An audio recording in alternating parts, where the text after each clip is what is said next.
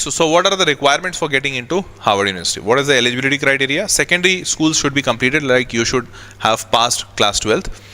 The first year application is for students who have finished high school and are applying for their first undergraduate bachelor's degree. Students need to provide their English skills, that is IELTS and TOEFL. So either you can take TOEFL examination or IELTS examination or Duolingo. There are many more other examinations. Now, and these IELTS score should be above 6.5, or if you are taking TOEFL, it should be above 80. But the beautiful part is that 55% students receive need-based Harvard scholarships.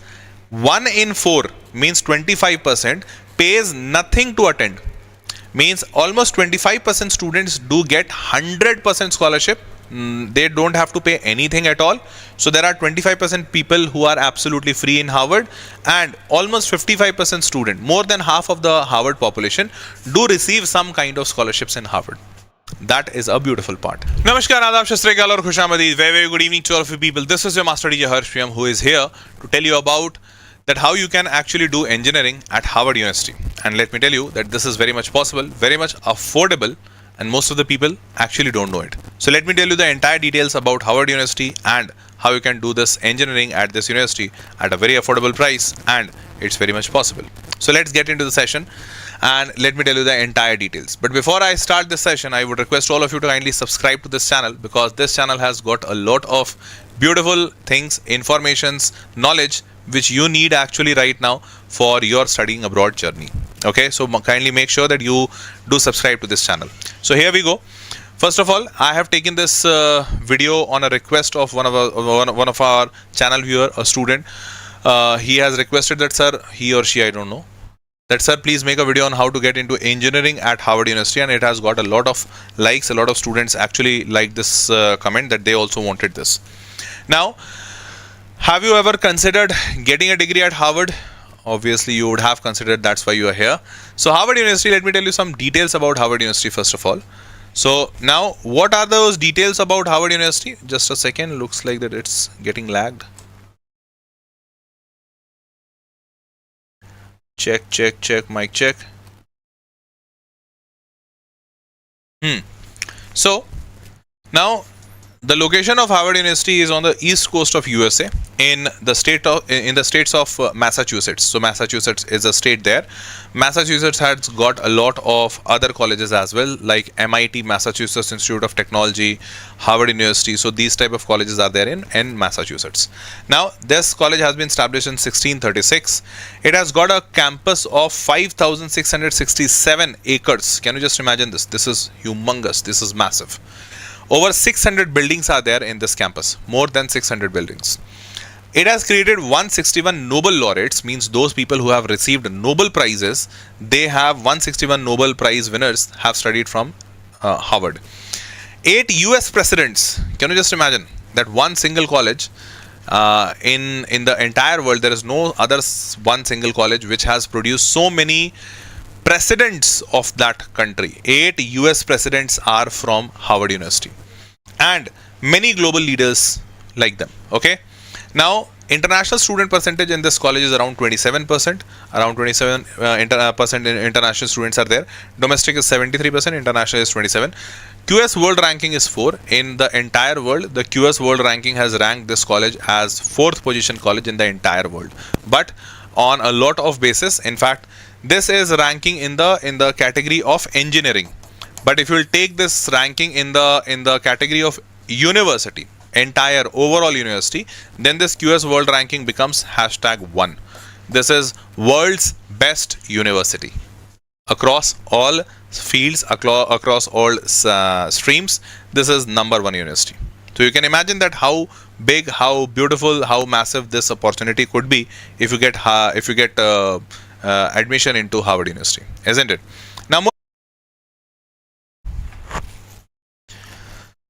Now, lagging, yeah, I was knowing. Now moving forward, are you all here? All set? Now moving forward, So few more details about it, that Harvard. So there are 13 schools, like 13 different departments are there in Harvard University. So basically this is called as 13 different schools. So there is a school for undergraduate programs, Harvard College for undergraduate program, Harvard John A. Paulson School of Engineering and Applied Sciences. So in this Harvard John A. Paulson School of Engineering, they teach you engineering. Then there is a Harvard Business School where you are taught business, like MBA programs. Harvard Law School for law. Harvard Medical School for MBBS and all the medical degree. Harvard Graduate School of Education for master's education. Harvard Kennedy School Public Policy and Government. Thereafter Harvard School of Public Health, and then other focused on design, divinity, dental medicine, etc. So there are altogether 13 departments in Harvard School, in Harvard College. Now moving forward, Harvard University maintains its leading position, followed by Stanford, MIT and Oxford. So as what I said, that in the university category, Harvard is at number 1, followed by Stanford, MIT, Massachusetts Institute of Technology, and then Oxford. Fine. Now moving forward, Harvard School of Engineering. So if we talk about engineering, so how many degrees Harvard has got, how many BTech programs? So here they have got electrical engineering, material science and mechanical engineering, environmental and science engineering, computer science engineering, bioengineering, mechanical engineering and biomedical engineering. So these are the branches in the engineering department in Harvard. Now Harvard School of Engineering interdepartmental program. So interdepartmental is applied computation, applied mathematics and applied physics. Okay. Now moving forward, why choose Harvard for engineering? So although this why question is not that in a very common question, in fact most of the people know that why they are choosing Harvard, but it has got some very good features, that it is a globally recognized faculty and research facilities, residential campuses are there. So Harvard is a brand name across the entire world, isn't it? Next is Harvard University is a private Ivy League research college. So Ivy League colleges are actually those colleges which has been established in America, in USA, before their independence. So the Ivy League colleges is called those colleges. University in Cambridge, Massachusetts, United States. Next is strong emphasis on innovation and entrepreneurship. Harvard offers a great opportunity for internships and networking with top tech companies, because Harvard is undoubtedly the best. So hence it has got a massive network of people who are working across the world at the top leadership positions. Next is it has created 161 Nobel laureates, 8 US presidents and many more global leaders that we all know. Now these are the eight, like even George Washington Bush, he was also from Harvard. Many more notable figures like Barack Obama, Mr. Ratan Tata, Mark Zuckerberg, T.S. Eliot, Natalie Portman, and then Bill Gates. So all these people are from Harvard. Okay, these are some of the most famous people across the world. Now, how hard it is to get into Harvard? So let me tell you, it is damn hard. Very, very hard. It is very hard to get into Harvard. Why? So first of all, although it's not that hard as IIT, because total applicants in Harvard every year is around 54,000 applicants. So last year, this is the stats for 2024.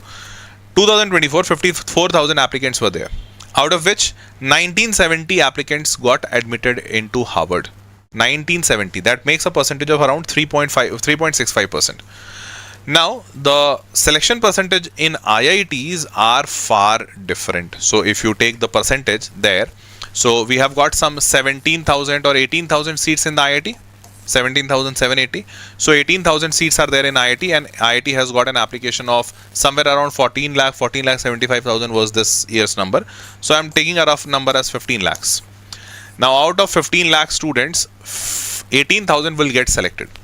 It's slightly more than 1%. So we can take it as around 1.2%.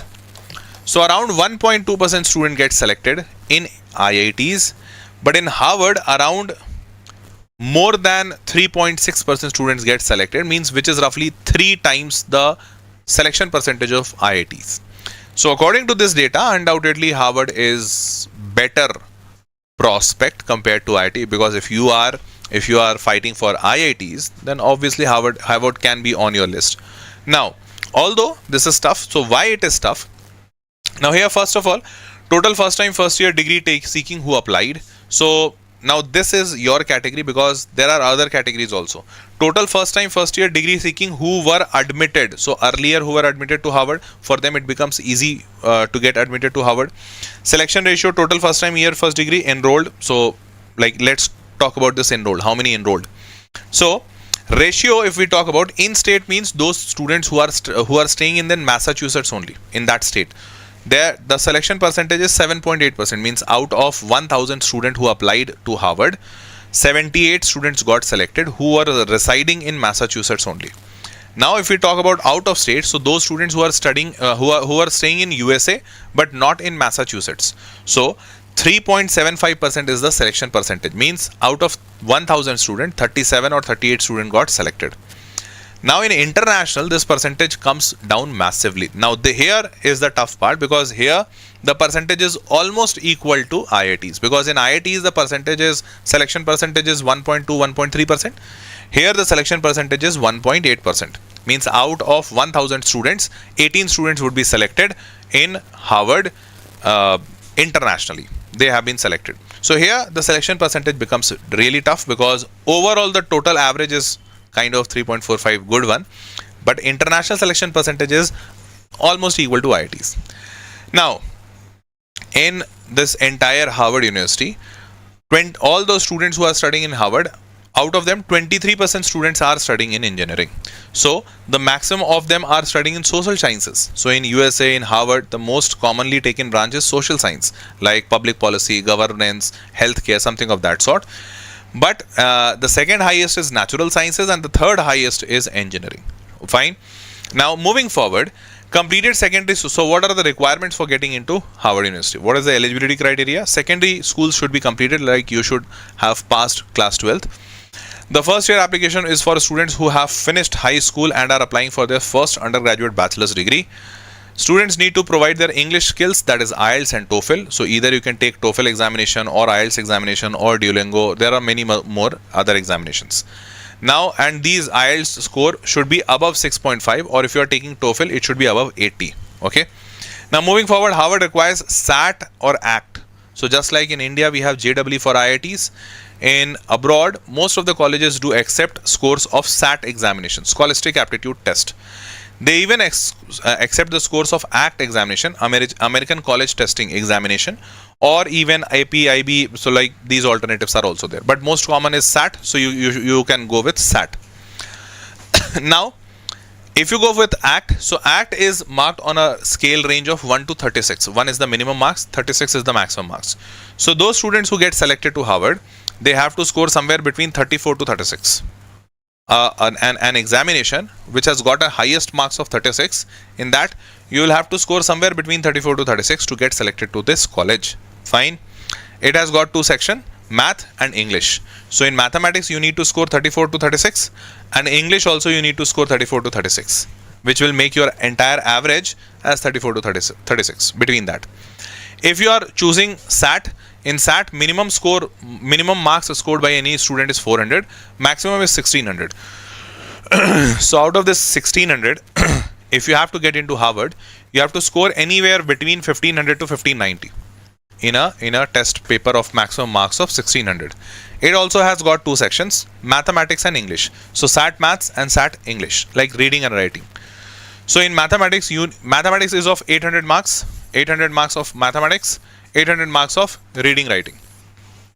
So here you need to get somewhere between 769, roughly 770 to 800, means almost near to centum, almost near to highest marks in mathematics. Next is you need to get in reading writing 750 to 790, again close to like maximum only, isn't it?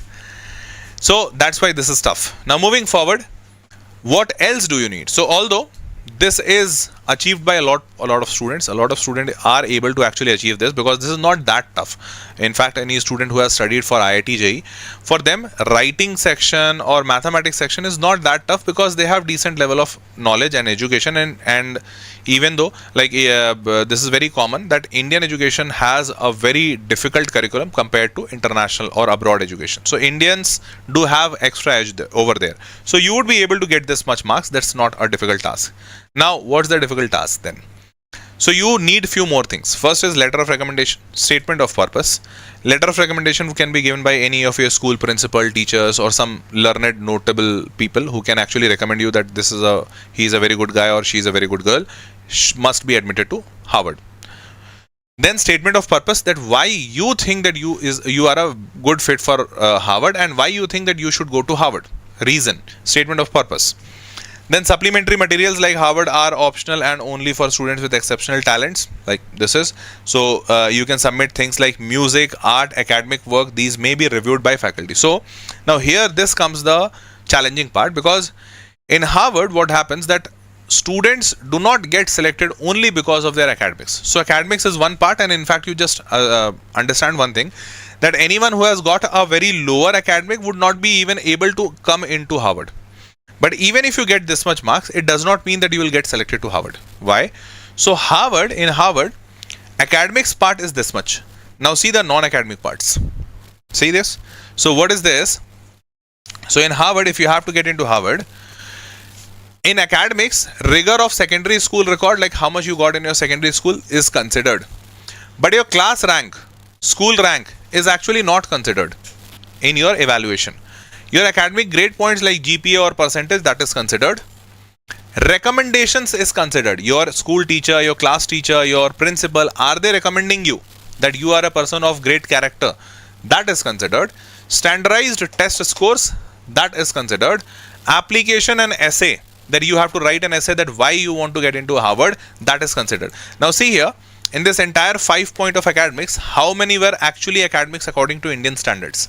According to Indian standards, this GPA, which is your percentage, is academics, and then your standardized test scores. These two are only academics, rest everything is like your recommendation. So I hope you will understand that academics part is not that high in Harvard selection. It's basically more non-academic part, that are you being recommended by your teachers? Are you in the good books of your teacher? Is your application essay is very good? Have you written a very good application? Is your interview, so you will get interviewed for getting into Harvard. So is your interview very good? Like is your interviewer very convinced with you? Extracurricular activities, like have you taken part in games, dancing or something of that sort, that is considered. Character, personal qualities, that have you ever shown something outstanding? Have you done something outstanding? Have you been associated with NGOs? Have you done some charity services, something of that sort? And you need to prove that also. You can't just say it in your words. You need to prove that also. That is considered.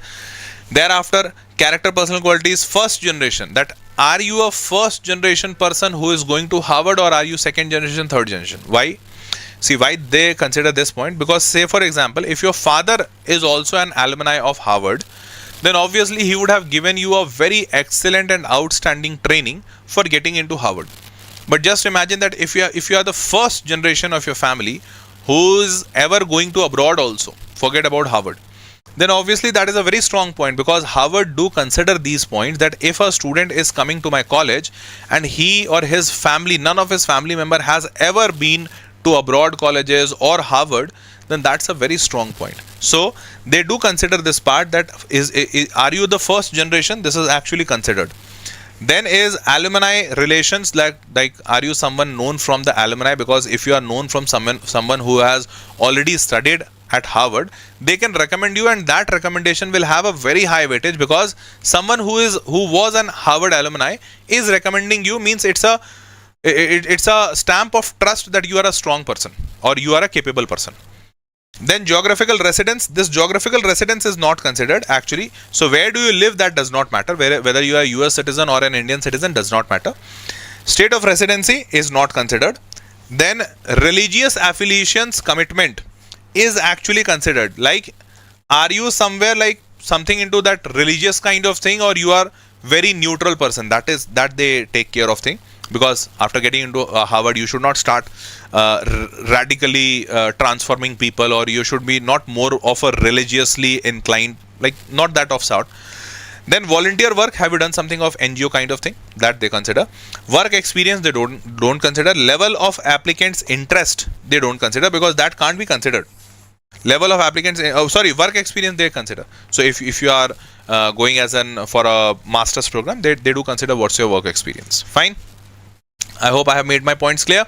Now, what are the deadlines? So there are two deadlines basically. First deadline, which is called as restrictive early action, means you have applied early. So that the deadline for that is mid of December. Now next is regular decision, that the normal decisions are, they generally come by the end of March. So two deadlines are there. November 1st is the early action deadline for those people whose application will be notified by mid of December, and the January 1st is the regular deadline for those whose application will be evaluated by the March end. Okay, so these two deadlines you have to follow. Obviously anyone who is watching this video right now would be running for November 1st deadline, or if you don't get all your documents or everything completed by November 1st, then you can even apply by January 1st. Okay, next is what's the fees for this college. Now this is a beautiful part, that for the college fees is 50.64 lakh rupees per year. Again, the fees of this college is 50 lakh rupees per year. Means for 4 years for doing your undergraduation, the cost will come as around 2 crore rupees. But that's not all. You will have your living expenses there also, the food expenses, which will be around, food is 7.34 lakhs, roughly 7.5 lakh rupees per year. That will make you 30 lakh rupees more. So 2.3 crore rupees is only for your, sorry, this is tuition fees, this is housing, this is food, and this is housing. Around 12 lakh rupees per year. So 12 into 4, 48 lakh there, 30 lakh here, because this has got 30 lakh, 30 and 48. So 50 and 30, 80 lakh rupees for housing and food, and 2 crore rupees for studying in that college. So that makes an entire amount of 2.8 crore rupees for getting a degree from Harvard. But the beautiful part is that 55% students receive need-based Harvard scholarships. 1 in 4, means 25%, pays nothing to attend. Means almost 25% students do get 100% scholarship. They don't have to pay anything at all. So there are 25% people who are absolutely free in Harvard, and almost 55% student, more than half of the Harvard population, do receive some kind of scholarships in Harvard. That is a beautiful part. Okay, now how do you get that? So the condition for that is, Harvard College offers need-based financial aid to all admitted undergraduates, including international students also. The aid can cover 100% of tuition, room, board, and other expenses also. So it's not like that ki sir, I would, even if I get 100% scholarship, how would I be able to cover these two expenses? Like 12 lakh rupees per year is very high. 1 lakh rupees per month. Very less number of people in India do earn this much amount, isn't it? So even after covering your entire tuition fees, covering your 80 lakh rupees for 4 years is still a very high amount. But it says that you can even get 100% tuition fees, even room rent can get waived off. Now, if a family's annual income is below 85,000 US dollars, below 85,000 US dollars is 73.66 lakh rupees. If your family is earning this lesser than this amount in a year, which obviously most of the family does not earn this much, less than 73 lakh rupees per year, then the student pays nothing for tuition, room or board, matlab food. So the student does not have to pay anything for tuition fees, anything for room, anything for food. He will or she will stay there absolutely free of cost. Second, if the family is earning anything between 73 lakhs to 1.3 crore rupees, so if your family income is this much high, then also Harvard does not say that you have to pay the entire fees, which they could have said. They say that you will have to pay 10% of the fees. Like 2 crore is the fees, then you'll have to pay 20 lakh rupees only for 4 years, which is very affordable. Earning above 150,000 US dollar, means earning above 1.3 crore rupees per year, will be asked to pay proportionately more than 10% based on their circumstances. So you'll be asked to pay, but not the entire fees according to your income. Isn't that great? Super great. Obviously, most of the students do fall in this category, lesser than 73 lakh rupees per year. So then most of the students would get this tuition, room and board 100% absolutely free. And here this is a need-based scholarship, so it does not need any academic or any test examination score, something of that sort. You just need to be admitted to Harvard. So getting into Harvard is the only point or only challenge which you need to actually tackle. Once you are into Harvard, then your entire education would be taken care by the Harvard only. Isn't that super great?